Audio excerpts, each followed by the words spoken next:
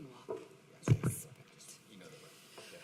Good morning, everybody. Thank you for joining us this morning. Miles, the that is exclusively what this press conference is about. If you ask a question that is not about student achievement data, the superintendent will just say next question. If you have questions that are not on this topic, we're happy to address them through HISD press inbox. Thank you. Hi, everybody. How you doing? Good. Well, I want to talk about the National Assessment of Educational Progress. Let me just have a few minutes just to talk about what the test is, what our results are, and then I'll spend most of the time answering the questions that you have about NAEP. The results were released last night, I think midnight, and so now they're no longer embargoed. What is NAEP? NAEP is the National Assessment for Educational Progress. It's the only assessment that norms across the whole country that U.S. students take in 4th grade math, 4th grade reading, 8th grade math, 8th grade reading. So it is a check on the proficiency levels of the students across the country so that we can norm or compare ourselves to different states or different districts. And it's called the Nation's Report Card.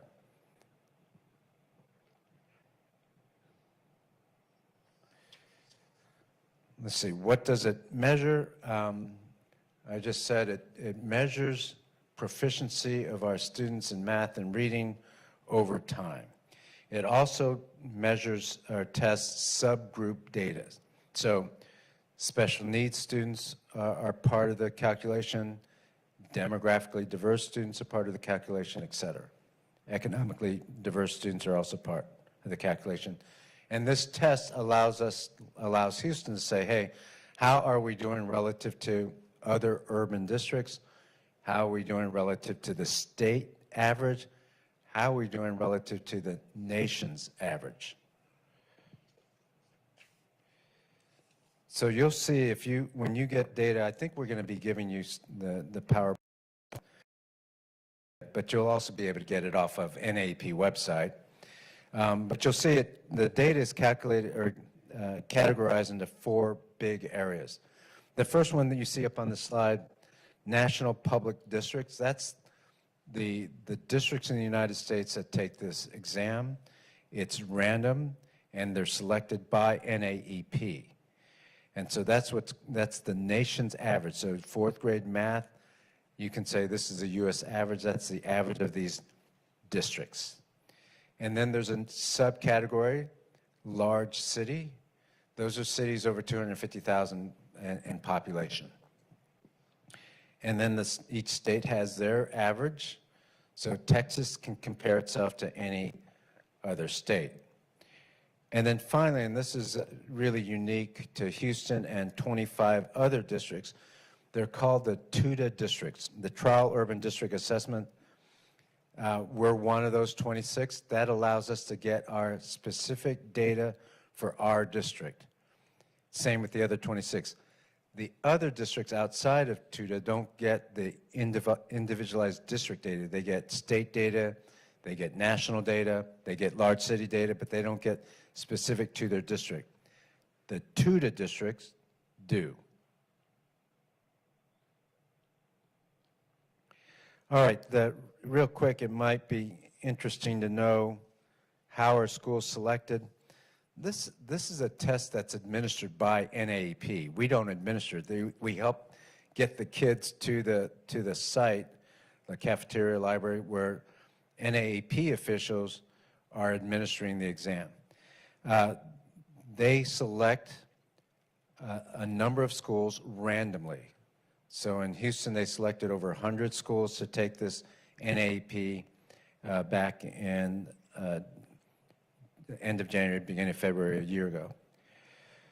They do this randomly, and then in every school, they take a random, they select kids randomly. So they'll select 4th graders randomly to either do the math or the language arts. the reading in 4th grade math, and then they do the same thing in 8th grade. These are purposely random so that there's a cross-section of students, including special needs students, Black students, economically disadvantaged students, Hispanic students, etc. In Houston, they chose 108 total schools, 64 elementary, 44 middle schools. And then just for, I mean, they don't know this, but we know that of those schools that they chose, 30 were NES and 78 were non-NES, or what we call PUA schools.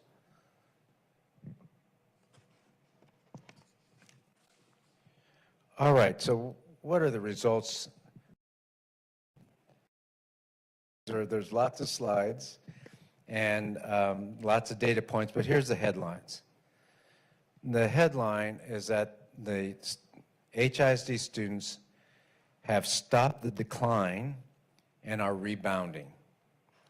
That's not the same headline that any other district can say, or can say as definitively as we can say, because most of the other districts declined, but HISD moved up. So in the last several years, there's been a decline in the NAEP scores. You probably know that already. We've arrested that, we've stopped it, and now we're moving up in the right direction. In 3 of the 4 assessments, HISD students not only reversed the decline, but now we're back up to the 2019 levels, that means we've regained from COVID loss. Most of the nation has not done that. And then a particular note is some of our subgroups and the amount of growth that we've seen for our Black students, our special needs students, and other economically disadvantaged students. Let's see. In the subgroup category, for example, these are 2 data points. Again, you'll get more information, but just wanted to point out that our Black students, for example, reversed the declining trend and gained 8 scale score points. And this is particularly important because large city, the nation, and Texas saw a decline in performance, and our students saw a huge growth in performance, our Black students. In 8th grade reading, our students with disabilities similarly grew 10 scale points when the rest of the nation and large city districts declined. So that reflects similar to what happened with the state STAR exam last year, where HISD grew incredibly and most other districts declined. This graph right here kind of shows a summary of what happened in this last NAEP test. So we're talking about growth and proficiency, more kids who are proficient or higher. And you can see there's 4 exams here: 4th grade math, 4th grade reading, 8th grade math, 8th grade reading. And the 4 categories I talked about earlier. HISD is on the left, that blue bar. I think on the slide it looks grayish maybe. Yeah, the teal colored bar. And then the gold colored bar is the nation's average, national public districts. The green one is large city, and the blue one is Texas. And you may recall a year and a half ago when I was talking to not just you, but the people here, parents and staff, I talked about NAEP. And I said that the nation's here, Texas is very close to the nation, large urban districts is here, and HISD is here. So to see us reverse that trend and close the gap is really satisfying. 4th grade math, the whole nation did pretty well, right? There's increase in proficiency, that's good. HISD had the greatest growth. But in 4th grade reading, we grew proficiency, not a lot, but 4 points is quite a bit when you're talking about NAEP. Since, by the way, prior to COVID, the nation as a whole only grew about 2 percentage points in 20 years for 4th grade Black students. So to have the reading go 4 points up is incredible, while the rest of the country went down. Eighth grade math, we grew a little bit, as did the national public in large city. Texas didn't grow, remained flat. Eighth grade reading, we went up well above the growth of the nation, which went down, actually. So summarized here, the summary is that we reversed the trend, which was a down slope. Now we're moving up. And we did much better as far as our increases in scores relative to large city, relative to Texas, relative to the nation, which I think is a testament to, which I think, is that better? Which I think is a testament to our teachers and our students and our principals. Last thing I'll say, and then I'll open it up for questions. A year ago, when we got this, well, 8 months ago, when we got STAR results, and they were really good, and our accountability was really good as a result, I said 1 year does not a trend make. I also said that despite the growth, we still have a long way to go. And so now I can say, we're adding up the data points now, guys. It's not just 1 year, and it's not just one test. Our NAEP is in the right direction. Our NWEA MAP assessments, that's a different assessment. We reported out at the beginning of the year. We're going to report out at the middle of the year. We also had that exam at the end of the year last year. Those are all in the right direction. We're making gains, pretty significant gains.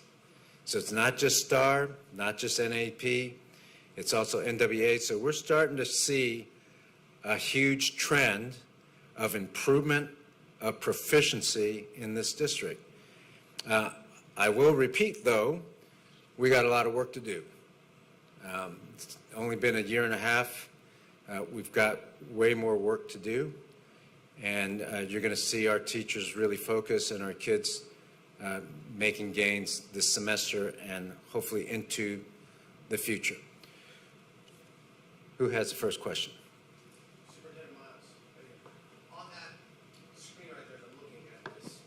HISD, you indicated significant growth. You're at an 8, and then it shows the national average for the large cities, as well as national public in Texas.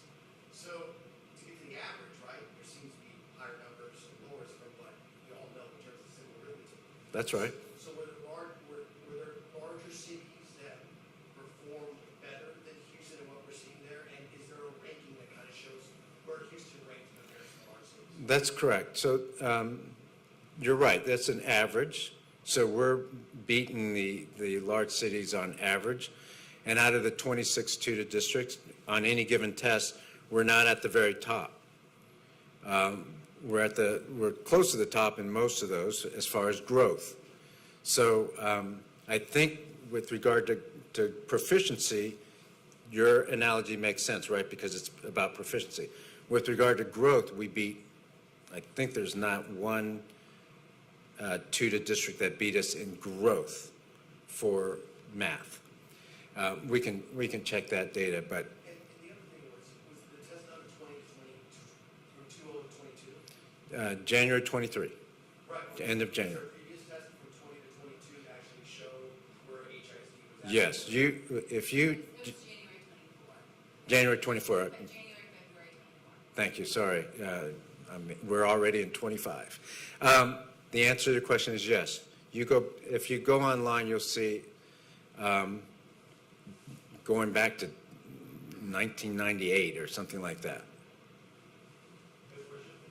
Superintendent Miles, since this test was administered, more campuses have gone NES.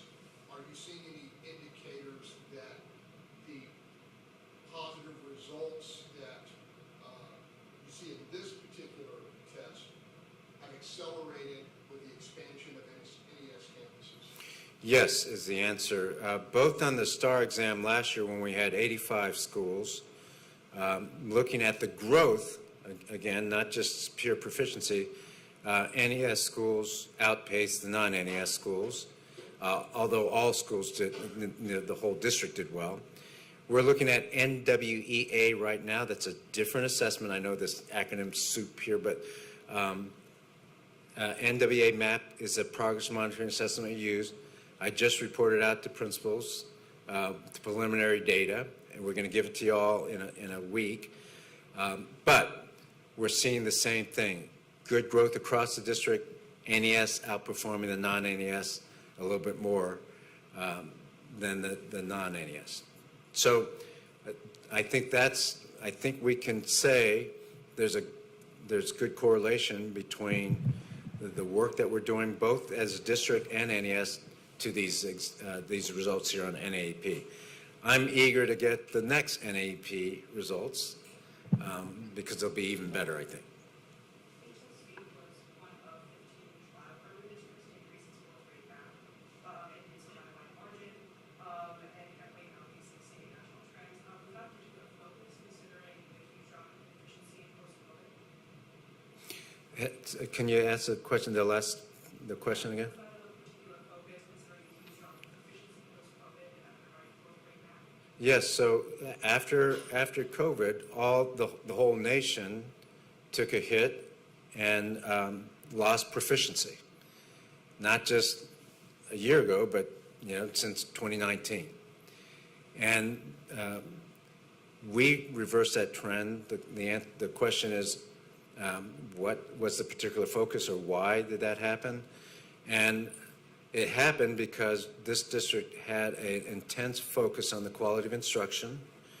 We've trained teachers well, we've trained our principals, and we put our efforts in the right things, and we did it systemically. So it's not any one program, it's not any one thing, it's whole-scale systemic reform, especially a focus on the quality of instruction. Just so I'm clear, when you say NES is outperforming the non-NES, do you mean growth, not proficiency? Thank you, Margaret. Yes, again, we have some of the best schools and highest percentile ratings in the nation for some of our schools. So their proficiency level, some of them are at the 80th percentile. I think HSPVA is at the 98th percentile or something like that, meaning of achievement. So our NES schools are not those schools. Our NES schools are the ones where the proficiency level was lower to start with. Now we're closing the gap, but we have not closed the gap, and it's going to be a while. So the answer is yes. We're talking about growth versus proficiency. Although the NAEP is talking about, the chart you see is about proficiency, moving that bar for HISD.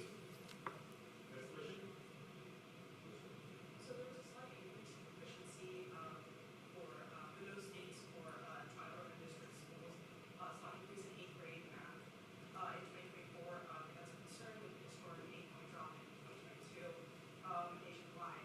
So what challenges remain in that area, and what can HIC and other districts do to curb that? Yeah, I mean, there's, to gain. Here's how I picture it, right? We're going down for several years in a row, and so now all of a sudden we've reversed that trend, we've stopped it and then moved up. Have we moved up all the way back to get that 8-point back? No, not yet.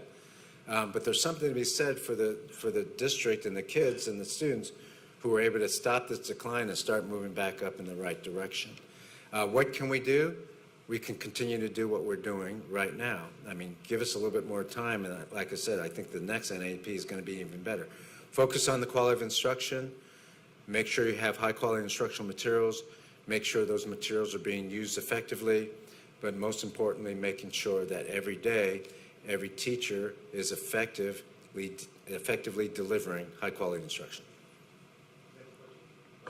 Superintendent Miles, we appreciate you answering these questions. I have a few questions about last year's budget. As the senior budget officer, which you are, sir, we're hoping that you could just address the $2 million that was spent on the bond election for the hiring of consultants. Thank you for that, but that's another time, another place. Right now, We're focused on NAEP today and the achievement. And so you'll get your time when the time is right. We've answered a lot. Right now, we're focused on NAEP, guys. This is the big story. We don't spend enough time talking about the successes of our kids. We don't celebrate that. And we don't talk about HISD in context. The NAEP is a national assessment, and we have lots of other challenges, just like other urban districts. And when we do that much better than others, the questions that should be asked are why, like you're asking, and what does it mean for us going forward, which you've also asked. So that's what we're going to focus on. If anybody else has any other questions related to NAEP, I'll answer them in the back. You mentioned that there was a huge trend with the proficiency. Kind of talk about some of the challenges you guys are seeing right now, and what are some of the courses or the curriculum that teachers are using to try to get students ahead and stay ahead? Yeah, thanks for asking. So, look, I've said this before. It's really difficult this day and age to get student achievement. That is why you have the NAEP scores over time. That's why last year's STAR exam, every large district in the state went down, except for Fort Worth went up a little bit, whereas Houston really outpaced them. So it's really tough, and all the things that have to happen to get high quality instruction, that is the answer to the question. I mean, I could take a long time to answer that, but basically it comes down to how effective is that teacher, how's the pace. Grade level instruction is really important. So when kids are behind, most districts, most schools don't give them grade level instruction. They want to meet the kids where they are, which is down here. We don't do that. We meet them up here with scaffolds. So that is the real challenge, and it's tough work. Other challenges are, we have a workforce that's pretty mobile, that are working towards certification in many cases. We have an increase in student absenteeism, across the nation, and many other challenges like that. We have other distractors that are impinging on our kids, including social media.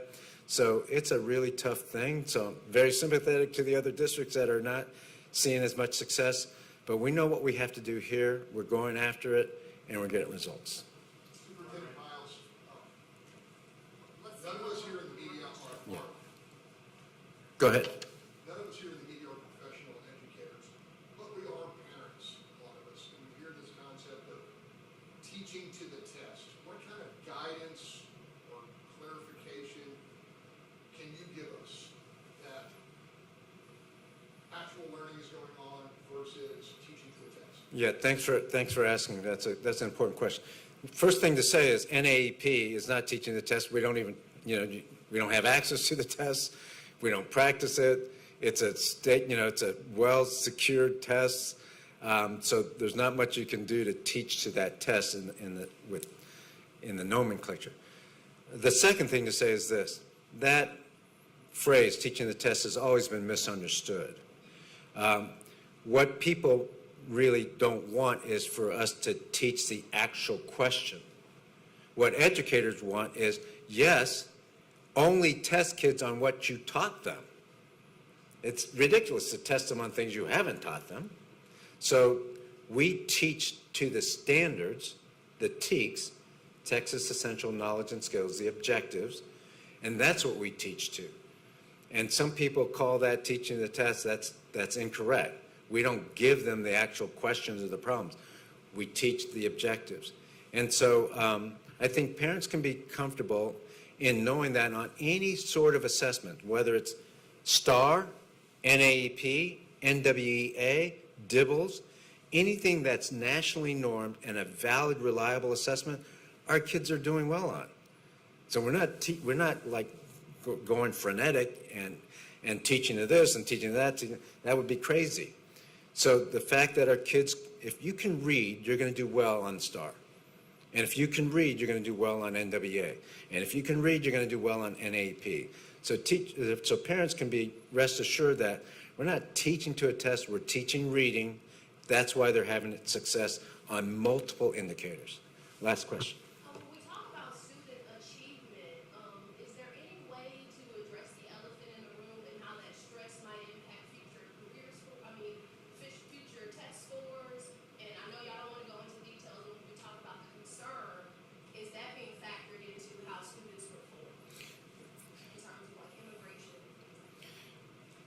So I don't want to get into something that, that's going to take a lot longer to explain. But let me say this: going to our schools today. I go into schools every week.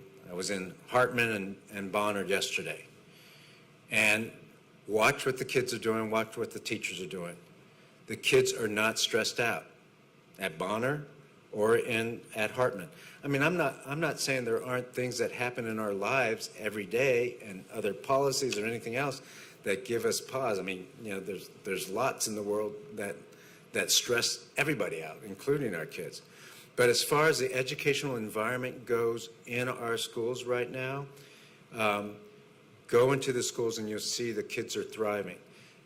It's 176,000 kids, 10,500 teachers. Somebody's stressed out sometime every day. So you're all going to be fine. There's one person.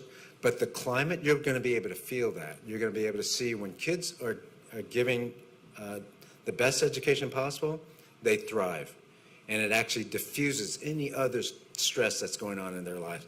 Same with the teachers. When teachers see their scores come back and they know that their work is being validated and they're doing it to a great effect, they feel much better about it, and it diffuses the stress in the school. I can't talk about, if they still have stress at home, that's hard for me to measure. But I know what's happening in the schools, and the kids are thriving, and the teachers are doing a good job. Thank you all for being here. Mr. Miles, as the senior budget officer for the district. Okay. Yeah, we're done. Questions. We Yeah. can go through your, Yeah. we've been going